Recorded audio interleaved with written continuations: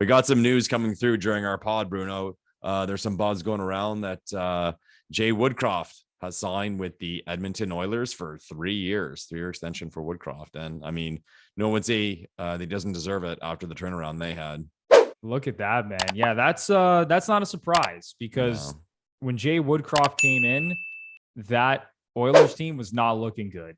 No. And honestly, it was scary. Like they were on the verge of potentially missing the playoffs for the 4th time in Connor McDavid's 7 seasons in the NHL, but he did a spectacular job turning that ship around. They bring in Evander Kane. The offense gets back on track. They make it to the conference finals. So you know what? Congrats to Jay Woodcroft. He did a great job, and I think he fully deserves that. Yeah, and it's nice to see, like, I mean, we said Torts in Philly, all these guys getting passed around, Cassidy, DeBoer. It's nice to see kind of like a new guy, like come in and do well because it makes you root for him. You know what I mean? Like we said before on this podcast, we're just sick of these guys getting passed around. Like, go be creative. You know what I mean? And I don't know. It's just, I don't have an opinion as to why I feel that way. Like, if I can say that a coach who has barely coached at the NHL level or has never coached at the NHL level will do a better job than some guy who's been around forever. I just think it's like so boring and shows lack of creativity amongst NHL teams.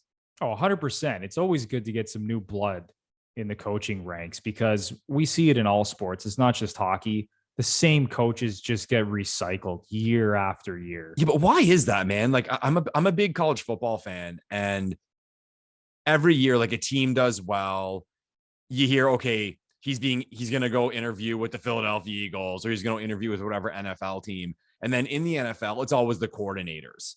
Every time this defensive or offensive coordinator is doing a fantastic job, there's the buzz of him getting bumped up to be a head coach.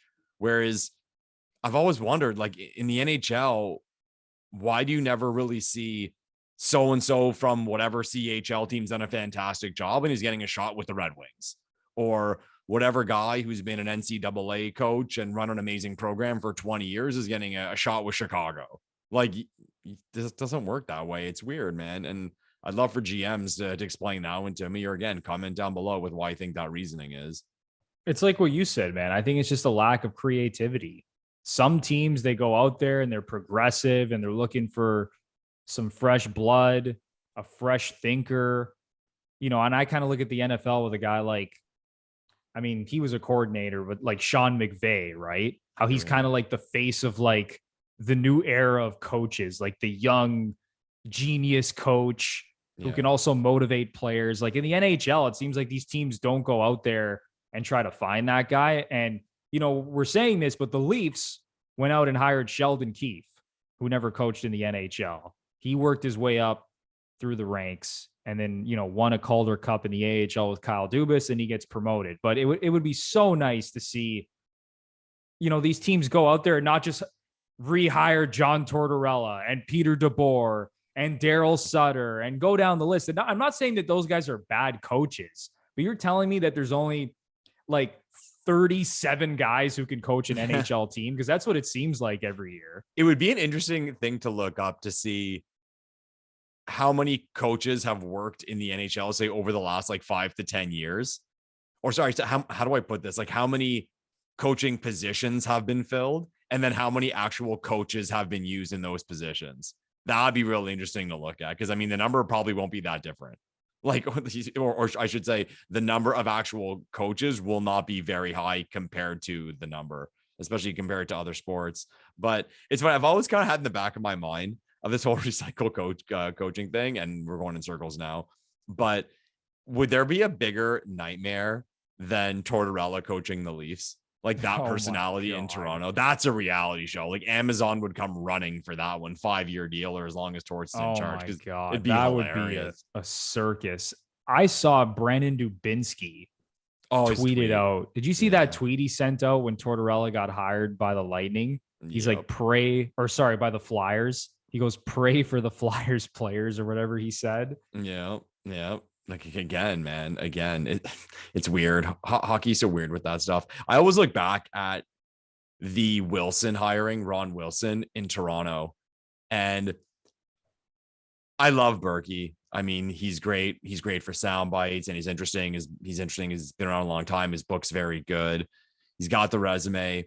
But I think there were some of the moves he made during his tenure kind of represent the fact that he didn't really and truly understand Toronto and understand the Maple Leafs, where, like, number one, naming Dion Phaneuf captain.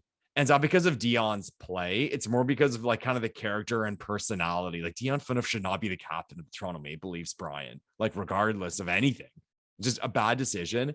And I know they're old pals. Like, when he hired Wilson, looking back now, like, he's a grumpy guy who is like super quick to fire back. Like, I can't be the coach of the Toronto Maple Leafs. I mean, sane people will go absolutely bananas coaching the Maple Leafs. You can't have a hothead. Like, that's why I make the joke like about the worst Tortorella. personality you could have coaching the Leafs. Oh my God. And that's where I make the point of, like, I don't think he really truly and understood the Toronto Maple Leafs. And we'll quite often say things on this podcast like, oh, that move for the Leafs is too loud, or there's too much pressure. And it's true. And Leafs fans know what it's like to be fans of this team, and for us to deal with things as fans. And so can you imagine what it's like for the players and the coaching staff? It takes certain personalities, the right personalities, and it's not better or worse. It's just different. It's different. You need guys with a level head who don't get too emotional. Yeah. Who just keep an even keel. Those are the guys you need in charge as the coach, the GM. And you can totally disagree with us if you think we're crazy saying this. And even the president, if you think about Shanahan, Dubas, and Keefe, they're all pretty level headed. Yeah. They're not emotional guys. They're not going out in front of the media during these press conferences and saying outlandish things. Yeah.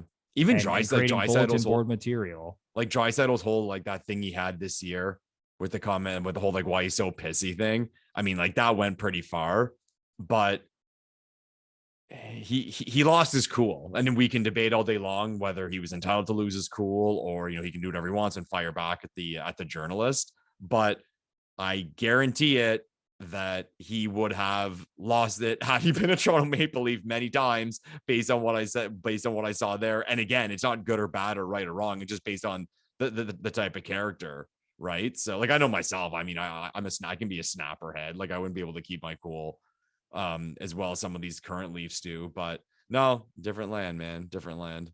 Yeah, we'll see what happens, but it is frustrating seeing the same coaches get hired over and over again. But shout out to Jay Woodcroft.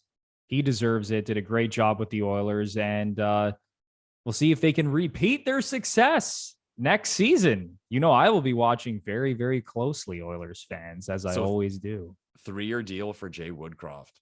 The briefcase of $1 million is put in front of you. Well, Jay Woodcroft, he's already smiling. Bruno's already smiling. Will Jay Woodcroft win a Stanley Cup with the Edmonton Oilers?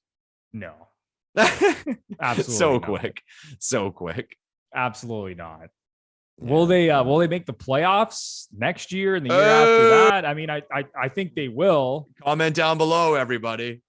I got to see what the Oilers do in the offseason. Let's see what they do in the offseason, because they obviously have two of the best players in the league, and there's a lot you can do with that, as I've talked about ad nauseum. They should be a much better team than they are, but we'll see. We'll see how they retool a little bit in the offseason and create a better environment for Connor McDavid and Leon Draisaitl to actually win a Stanley Cup. Yeah, the Oilers will be a big guessing game next year. Like, nothing would surprise me. I mean, if they're like over 100 points again, comfortable season, or they fall off the rails just based on their previous few seasons, it's going to be fun. It's going to be fun to follow the Oilers in 22-23. Team to try. They are.